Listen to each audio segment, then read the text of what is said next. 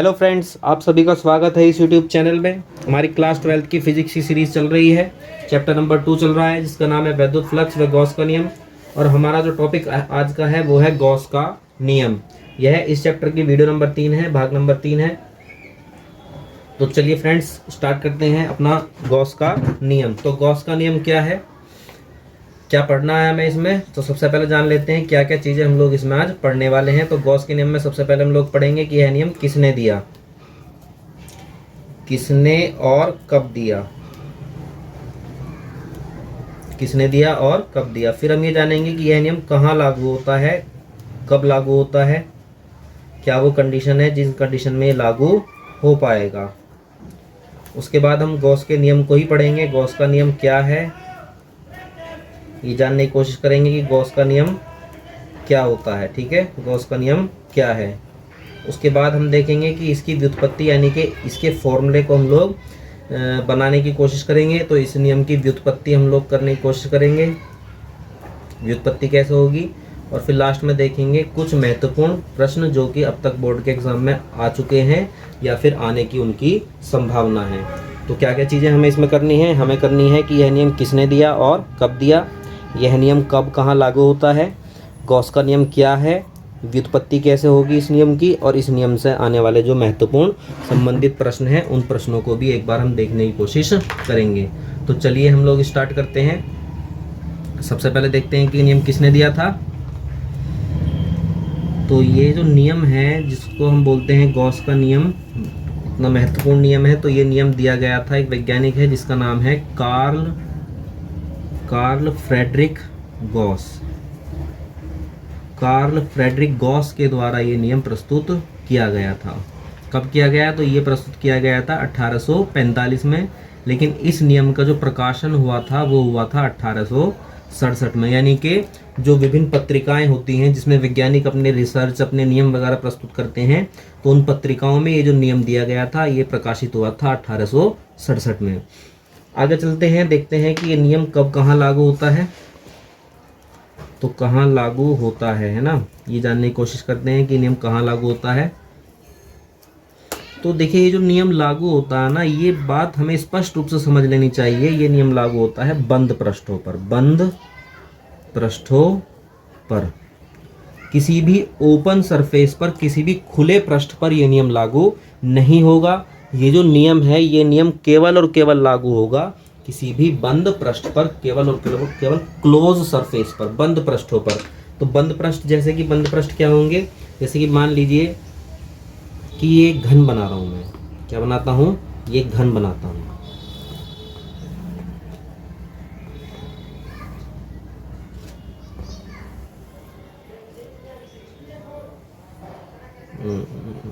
गड़बड़ हो गया, ये यहाँ तक बनाता और यहाँ तक। चलिए ये घन हो गया, ठीक है। तो ये क्या हो गया, ये जो घन है, इस घन जो कि चारों तरफ से क्या हो गया, एक बंद हो गया। जैसे मान लीजिए ये मेरे पास एक बॉक्स है, ठीक है, ये क्या हो गया, एक बॉक्स हो गया। ये बॉक्स है, ये क्या है, बिल्कुल बंद है, सभी चारों तरफ से क्या है, बिल्कुल बंद है। तो ये जो बंद पृष्ठ है ना, बिल्कुल जो क्लोज सरफेस होती हैं उन बंद पृष्ठों पर ये नियम लागू होता है। इस नियम में, ये नियम है किस चीज़ से संबंधित, तो ये समझ गए आप कहाँ लागू होगा। ये नियम लागू होगा केवल और केवल बंद पृष्ठ पर, बंद सरफेस पर, क्लोज सरफेस पर लागू होगा। किसी भी ओपन सरफेस पर ये नियम लागू नहीं होता है, केवल और केवल बंद पृष्ठों पर ही ये नियम लागू होता है। दूसरी बात है, ये नियम है किस चीज़ से संबंधित, तो ये किससे संबंधित है। तो किससे संबंधित है ये नियम संबंधित है वैद्युत फ्लक्स से। किस चीज़ से संबंधित है, वैद्युत फ्लक्स से संबंधित है। तो हमें स्पष्ट रूप से बिल्कुल बातें याद रखनी है, याद समझनी है कि ये नियम संबंधित है बिल्कुल वैद्युत फ्लक्स से। तो चलिए स्टार्ट करते हैं, क्या क्या बातें हमने जान ली हैं। एक तो हमने जाना कि ये नियम किसने दिया, कार्ल फ्रेडरिक गॉस ने 1845 में, प्रकाशन हुआ 1867 में। तो कहाँ लागू होता है, ये लागू होता है केवल और केवल बंद पृष्ठों पर फ्लक्स निकालने के लिए लागू होता है। इसे और इसे मिला के पढ़िए। तो ये जो नियम लागू होता है ये बंद पृष्ठों से गुजरने वाले वैद्युत फ्लक्स को निकालने के लिए लागू होता है। अब हम चलते हैं, देखते हैं नियम क्या है ना, जो हमारा गॉस का नियम जिसके बारे में हम बार बार बात कर रहे हैं कि इतना इंपॉर्टेंट नियम है, तो समझते हैं गॉस का नियम है क्या। तो गॉस का नियम पहले मैं लिख देता हूं, फिर आपको समझाता हूं। तो देखिए गॉस का नियम क्या है, किसी बंद पृष्ठ से गुजरने वाला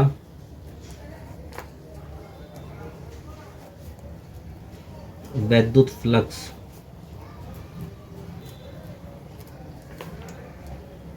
उस पृष्ठ से बद्ध नेट आवेश का 1/ε0 गुना होता है। चलिए अब इसे समझते हैं क्या है नियम। मान लीजिए कि ये एक बंद पृष्ठ है भाई, जैसे कि मैं बार बार आपको बता ही रहा हूं कि ये नियम लागू कहाँ होगा, ये किसके लिए लागू होगा, ये तो ये लागू होगा केवल बंद पृष्ठ के लिए, है ना। तो एक बंद पृष्ठ है, इस पृष्ठ में कुछ, इस पृष्ठ से बद्ध कुछ आवेश है। जैसे मान लीजिए इस पृष्ठ से बद्ध आवेश हो गया +3q हो गया, +2q आवेश इस पृष्ठ से बद्ध है। मान लीजिए +3q और है, -2q है, 9q है और प्लस के 5q है और माइनस के 2q है। ये इस पृष्ठ से बद्ध कुछ नेट आवेश है, कुछ आवेश है, ठीक है। ये आवेश किससे बद्ध है, इस पृष्ठ से। जैसे मान लीजिए बॉक्स है ना, इस बॉक्स के अंदर क्या है, इस बॉक्स के अंदर ये बहुत सारे पेन हैं, तो ये पेन किस चीज़ से बद्ध है, इस बॉक्स से बद्ध है। इसी तरह से ये जो आवेश है, ये आवेश किससे बद्ध है, ये आवेश बद्ध है इस बंद पृष्ठ से। तो देखिए अब हमारे सामने करना क्या था, हमारे सामने क्वेश्चन क्या था, हमारे सामने क्वेश्चन ये था कि हम बंद पृष्ठ से गुजरने वाला वैद्युत फ्लक्स निकालना चाहते हैं। क्या निकालना चाहते हैं, बंद पृष्ठ से गुजरने वाला वैद्युत फ्लक्स निकालना चाह रहे हैं। ये हो गया हमारे लिए क्वेश्चन कि हम निकालना चाहते हैं बंद पृष्ठ से गुजरने वाला वैद्युत फ्लक्स निकालना चाह रहे हैं, वैद्युत फ्लक्स निकालना चाहते हैं, बंद पृष्ठ से गुजरने वाला वैद्युत फ्लक्स निकालना चाहते हैं। अब गॉस ने क्या बताया, गॉस ने बताया कि भाई अगर तुम बंद पृष्ठ से गुजरने वाला वैद्युत फ्लक्स निकालना चाहते हो ना, तो एक काम करो, फिर उस पृष्ठ से बद्ध नेट आवेश देख लो कितना है। यहाँ तो इतना सारा आवेश है, तो हम क्या करेंगे, नेट आवेश निकालेंगे। तो नेट आवेश कितना हमारा यहाँ पे, नेट आवेश निकालते हैं। तो नेट आवेश निकालने के लिए देखते हैं, पहला है प्लस का 3q, फिर है प्लस का 2q, फिर है प्लस का 3q, फिर है माइनस का 2q, फिर है प्लस का 9q, फिर है प्लस का 5q और फिर है माइनस का 2q। तो देखते हैं कितना आवेश बनता है। तो 3 और 2 5, 5 और 3 8, 8 और 9 17, 17 और 5 22, 22 में से माइनस के 2 गए 20, 20 में से 2 गए 18। तो ये बचते हैं प्लस के 18q। कितने बचते हैं, प्लस के 18q। ये आ गया हमारा नेट आवेश। तो गॉस ने कहा कि भाई जो भी तुम्हारा नेट आवेश आया ना, उस नेट आवेश में 1/ε0 की मल्टीप्लाई कर दो, और 1/ε0 की मल्टीप्लाई करने के बाद जो भी आया है वही है तुम्हारा गुजरने वाला वैद्युत फ्लक्स। कितना आसान है देखिए, एग्जाम में बिल्कुल आप इसी तरीके से बनाइए, इसी तरीके से लिखिए और बहुत सरल तरीके से समझने की कोशिश कीजिए। हमारे सामने प्रॉब्लम क्या है, क्वेश्चन क्या है कि हम निकालना चाहते हैं क्या, वैद्युत फ्लक्स निकालना चाहते हैं। कहाँ से गुजरने वाला वैद्युत फ्लक्स, बंद पृष्ठ से गुजरने वाला वैद्युत फ्लक्स। तो हम किसी बंद पृष्ठ से गुजरने वाला वैद्युत फ्लक्स निकालना चाहते हैं, ठीक। गॉस ने क्या सोल्यूशन दिया, गॉस ने कहा कि अगर फ्लक्स निकालना आप चाहते हैं बंद पृष्ठ से, तो उस बंद पृष्ठ से नेट जो संबंधित आवेश है वो कैलकुलेट कर लीजिए, और जो भी नेट आवेश आएगा उसी में 1/ε0 की गुणा कर दीजिए, और वही होगा आपका वैद्युत फ्लक्स। तो क्या नियम बना, किसी बंद पृष्ठ से गुजरने वाला जो वैद्युत फ्लक्स होता है, उस पृष्ठ से बद्ध नेट आवेश का 1/ε0 गुना होता है। तो ये थी हमारी गॉस की थ्योरम, गॉस की प्रमेय। बहुत ही आसान तरीके से मैंने आपको समझाई है, आप समझने की कोशिश कीजिएगा। चलिए अब हम स्टार्ट करते हैं इसकी व्युत्पत्ति, यानी कि इसका जो फॉर्मूला है उसे हम बनाने की कोशिश करते हैं। तो चलिए, हमारे पास मान लीजिए कि एक हमारे पास एक गोला है। क्या है, एक गोला। यह है गोले का सेंटर, गोले का केंद्र है। इस गोले के केंद्र O पर मान लीजिए एक आवेश रखा है +q। कितना आवेश रखा है, +q, ठीक है। और ये इस गोले के पृष्ठ पर एक लघु अवयव है, एक लघु अवयव, एक छोटा सा अवयव है, ठीक है। कहाँ है ये? गोले के पृष्ठ पर। और ये जो लघु अवयव है इसका जो क्षेत्रफल है वो है डी ए। छोटा है, छोटा सा अवयव है, छोटे से अवयव का क्षेत्रफल कितना है? D A, small D capital A, d ए। अब यहाँ इस लघु अवयव पर मान लीजिए एक बिंदु P है। क्या है ये? बिंदु P। तो चलिए इस बिंदु P, ये जो सबसे पहले लघु जो अवयव है, इस लघु अवयव का जो क्षेत्रफल है वो कितना है? D A. कितना क्षेत्रफल है? D A. ध्यान कीजिए कि मैंने आपको ये बताया था कि जो क्षेत्रफल होता है, समतल क्षेत्रफल जो होता है, समतल क्षेत्रफल एक सदिश राशि होती है। कैसी राशि होती है? सदिश राशि होती है, उसका एक वेक्टर होता है। तो इसका जो वेक्टर है वो मान लीजिए वेक्टर है डी ए। ये हो गया क्षेत्रफल का vector D A, vector D A, ठीक है। ये हो गया vector D A, vector D A. अब यहां वैद्युत क्षेत्र की तीव्रता भी उत्पन्न हो रही होगी, वैद्युत क्षेत्र भी उत्पन्न हो रहा होगा। यह है बिंदु P। कौन सा बिंदु है ये? बिंदु P, बिंदु P। इस बिंदु P पर वैद्युत क्षेत्र भी उत्पन्न हो रहा होगा, क्योंकि यहाँ पॉजिटिव चार्ज है तो ये वैद्युत क्षेत्र उत्पन्न करेगा। तो जो वैद्युत क्षेत्र जो उत्पन्न हुआ है, वैद्युत क्षेत्र की तीव्रता ये हो गई, वैद्युत क्षेत्र की तीव्रता। ये भी एक सदिश राशि है। तो यहाँ कितने वेक्टर हैं? यहाँ है 2 वेक्टर। कौन कौन से वेक्टर हैं? एक है ये जो क्षेत्रफल अवयव है, ये जो छोटा सा अवयव है, इस छोटे से अवयव का जो वेक्टर है डी ए वो है, और जो वैद्युत क्षेत्र की तीव्रता है वेक्टर ई वो है। 2 चीजें हैं यहाँ पे। जो इसकी जो डिस्टेंस है या इसकी जो गोले की जो त्रिज्या है वो मान लीजिए वो है आर। तो चलिए अब लिखना शुरू करते हैं। क्या क्या बातें हैं? सबसे पहले हम लोग 2-4 बातें थ्योरी में लिखेंगे कि माना एक स्मॉल आर त्रिज्या का गॉसियन पृष्ठ है। गॉसियन पृष्ठ मतलब गोला है, ये जो गोला है गॉसियन पृष्ठ है। कितनी त्रिज्या है इसकी? Small are. स्मॉल आर त्रिज्या का गॉसियन पृष्ठ है। इस पृष्ठ पर एक बिंदु P है। इस पृष्ठ पर एक बिंदु P है, बिंदु P दिखाई दे रहा होगा आपको, तथा बिंदु P के चारों ओर एक लघु क्षेत्रफल अवयव DA है।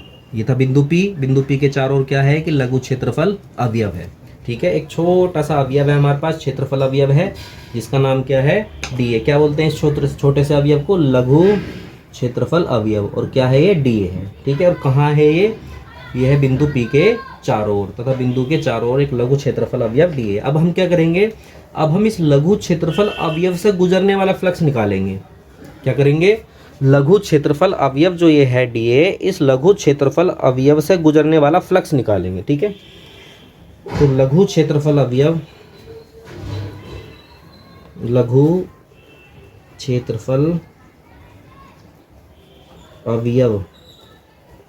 DA से गुजरने वाला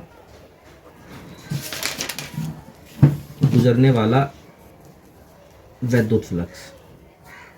अभी हम पूरे पृष्ठ से नहीं निकाल रहे हैं, ध्यान रखिएगा।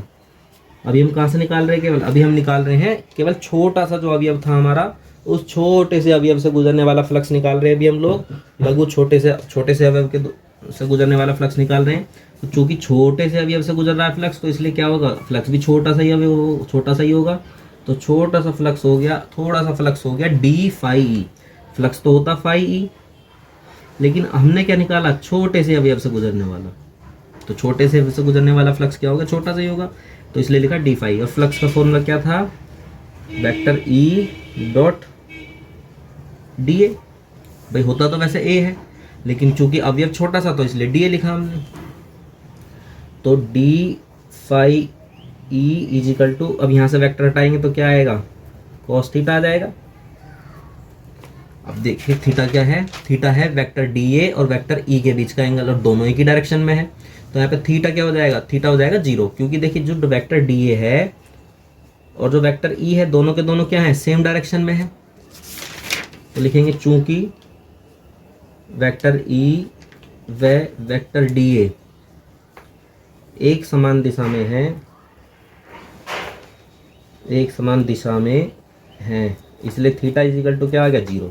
तो रखिए d phi E is equal to E dot d A cos 0, और कॉस 0 की वैल्यू क्या होती है 1, तो d phi E is equal to क्या आ गया ई डॉट डी आ गया। ठीक है, तो ये तो आ गया लघु अवयव से गुजरने वाला, किससा आया है ये, लघु अवयव से गुजरने वाला फ्लक्स। लेकिन हमें तो पूरे पृष्ठ से निकालना है भाई, हमें तो पूरे पृष्ठ से गुजरने वाला फ्लक्स निकालना है। तो अब हम क्या करेंगे, अब हम निकालेंगे पूरे पृष्ठ से, पूरे पृष्ठ से गुजरने वाला फ्लक्स। पूरे पृष्ठ से गुजरने वाला जो फ्लक्स है फाई ई, वो कैसे निकालेंगे, वो जो छोटा सा फ्लक्स निकला ना छोटे से अवयव से जो गुजरने वाला फ्लक्स निकला है, इसका हम लोग समाकलन करेंगे। ये बहुत ही महत्वपूर्ण बात आपको ध्यान से समझनी चाहिए। यहाँ जो निकाला था छोटे से अवयव से गुजरने वाला फ्लक्स। अब हम किससे निकाल रहे हैं, पूरे पृष्ठ से गुजरने वाला फ्लक्स। और पूरे पृष्ठ से गुजरने वाला फ्लक्स निकालने के लिए क्या करना होगा, इस छोटे वाले फ्लक्स का समाकलन करना होगा। ठीक है, तो ई तो वैसे ही पूरी राशि है तो बाहर आ जाएगी, समाकलन होगा डीए का। डीए क्या है, छोटा सा क्षेत्रफल था, इसका समाकलन करेंगे तो क्या बनेगा, पूरा क्षेत्रफल बन जाएगा पृष्ठ का। तो phi E is equal to E into d A, d A का समाकलन हो जाएगा ए। ए क्या है, बहुत ही ध्यान से समझिए, ए है गॉसियन पृष्ठ का क्षेत्रफल, गॉसियन पृष्ठ का क्षेत्रफल, गॉसियन पृष्ठ यानी कि वो जो गोला था। डी ए का समाकलन करके आया ए। तो और ई क्या है, तीव्रता, तीव्रता का फॉर्मूला रखिए 1/4 pi epsilon nought q upon r square. ये दूरी का स्क्वायर होता है ना, दूरी कितनी थी, दूरी थी आर, यही तो तीव्रता उत्पन्न हो रही है, और यहाँ तक की दूरी कितनी है आर, तो आर का स्क्वायर हो गया। अब निकालिए गोले का क्षेत्रफल, गोले का क्षेत्रफल क्या होता है 4 पाई आर स्क्वायर होता। तो 4 पाई से 4 पाई कैंसिल हो जाएगा, आर स्क्वायर से आर स्क्वायर कैंसिल हो जाएगा, तो क्या बचेगा, ऊपर तो बचेगा क्यू, और नीचे यहाँ क्या भाई 4 पाई से 4 पाई कैंसिल, आर स्क्वायर से आर स्क्वायर कैंसिल, क्या बचा क्यू बचा, और ये बचा 1/, एप्सिलॉन नॉट। और देखिए यही तो थी गॉस की थ्योरम, यही थी गॉस की थ्योरम कि जो गुजरने वाला फ्लक्स होता है वह फ्लक्स क्या होता है, नेट आवेश का 1/, एप्सिलॉन नॉट गुणा होता है। तो ये थी हमारी गॉस की थ्योरम। सबसे पहला गॉस का नियम देखा हमने, फिर हमने करी उसकी व्युत्पत्ति। आप बिल्कुल इसी तरीके से अपना नोट कीजिए, और एग्जाम में आए तो ऐसी का ऐसी आप उतार आइए, बिल्कुल एज इट इज। अब हम देखते हैं कुछ आए हुए क्वेश्चंस, क्या क्या क्वेश्चंस जो हैं इससे आ चुके हैं। कुछ तो क्वेश्चन बिल्कुल वही होंगे जो पहले से ही आप परिचित होंगे, जैसे गॉस का नियम क्या होता है, इसकी व्युत्पत्ति कीजिए, गॉस का नियम लिखिए, गॉस की प्रमेय बताइए, इस तरह के क्वेश्चन होंगे। ठीक है, दूसरे टेक्निकल क्वेश्चन क्या है कि मान लीजिए अक्सर एक सवाल पेपर में दिया जाता है, घन है, ये घन हो गया,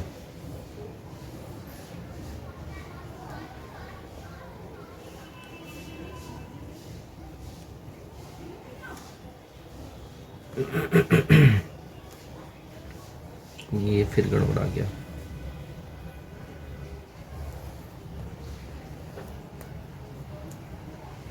ये घन है हमारे पास। ठीक है, एक घन है ये, इस घन के सेंटर पर एक आवेश रखा है Q। तो घन के केंद्र पर, घन के केंद्र पर Q आवेश उपस्थित है।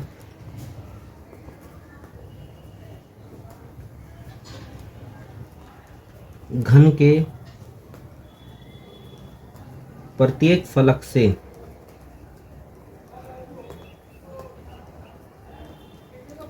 गुजरने वाला विद्युत फ्लक्स कितना होगा, ये हमारा क्वेश्चन है। ठीक है, कि घन का जो प्रत्येक फलक है उससे गुजरने वाला फ्लक्स जो है वो कितना होगा। तो देखिए कैसे करेंगे, जैसे कि हमने देखा ही था कि एक घन था हमारे पास,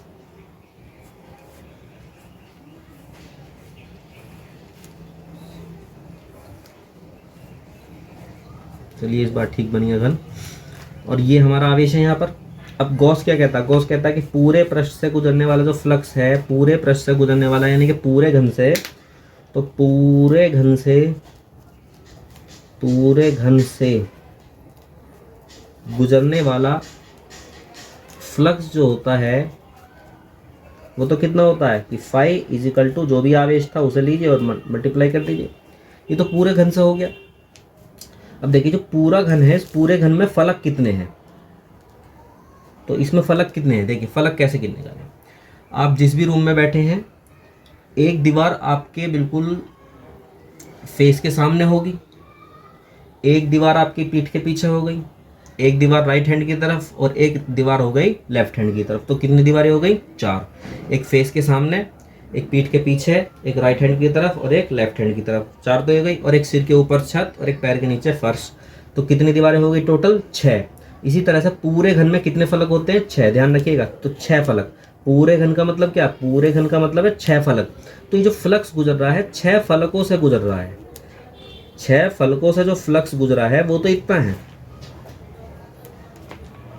Q into epsilon, Q upon epsilon not. तो हमें तो एक फलक से निकालना था, क्योंकि हम क्वेश्चन में क्या कहा गया था, प्रत्येक फलक। प्रत्येक यानी कि एक फलक। तो एक फलक से गुजरने वाला जो फ्लक्स होता है, एक फलक से गुजरने वाला फ्लक्स कितना होगा, एक फलक से गुजरने के लिए 1 की मल्टीप्लाई करेंगे, Q अपॉन एप्सिलॉन नॉट गुणा 1, और 6 से डिवाइड कर देंगे, तो 6 से डिवाइड कर दिया। तो एक फलक से कितना गुजरा, Q अपॉन 6 एप्सिलॉन नॉट। अब कभी कभी क्या होता है यहाँ पे, जैसे हमने तो Q मान लिया, कभी कभी क्या होता है यहाँ पे Q की वैल्यू लिख देते हैं। जैसे मान लिया यहाँ पे Q की वैल्यू लिख दी 17.5 पिको कूलाम, ठीक है, कितनी लिख दी, पिको कूलाम। तो आप ये रख दीजिए कि Q का मान रख दीजिए 17.5 पिको कूलाम। एप्सिलॉन नॉट की 6, एप्सिलॉन नॉट की वैल्यू कितनी होती है, 8.85 इंटू 10 की पावर -12 होती है। अब पीको की वैल्यू कितनी होती है, पीको की वैल्यू होती है 10 की पावर -12 ही होती है, ठीक है। तो 10 की पावर -12 से 10 की पावर -12 कटेगा, 8.85 से 17.5 2 बार कटेगा, तो आ जाएगा 2/6 यानी कि 1/3। तो एक फलक से जो गुजरने वाला फ्लक्स होगा ना वो कितना होगा, 1/3 होगा, ठीक है। या मान लीजिए एक क्वेश्चन हमें और दे दिया गया, उसमें क्या करेंगे, यहाँ पे कुछ भी वैल्यू लिख देंगे कि भाई इतनी वैल्यू है, तो उसी तरह से आप जो है रख के यहाँ पे Q का मान रख लीजिए और आंसर जो है आप निकाल लीजिए। इस तरह के क्वेश्चन जो है एग्जाम में आ जाते हैं। तो ये थी हमारा गॉस का नियम। किन किन बातों पर हमने चर्चा की, हमने चर्चा की गॉस का नियम किसने और कब दिया था, तो वो दिया था कार्ल फ्रेडरिक गॉस ने 1845 में, 1867 में इसका प्रकाशन हुआ। तो कब और कहाँ लागू होता है, तो केवल और केवल बंद पृष्ठों पर लागू होता है। गॉस का नियम क्या है हमने जाना, व्युत्पत्ति की, उससे संबंधित 1-2 हमने क्वेश्चन भी देखे, ठीक है। तो ये था हमारा गॉस का नियम। यदि आपको वीडियो पसंद आई है तो आप वीडियो को लाइक कीजिए, शेयर कीजिए, कमेंट ज़रूर कीजिएगा। कमेंट करके हमें बताइएगा कि आपको ये वीडियो कैसी लगी, समझ आया है या नहीं आया है। आप कमेंट करके बताएंगे तो हमें भी मोटिवेशन मिलेगा और वीडियो बनाने के लिए। साथ ही साथ यदि आप चैनल पर नए हैं तो चैनल को सब्सक्राइब कीजिए। मिलते हैं एक नई वीडियो के साथ, तब तक के लिए धन्यवाद।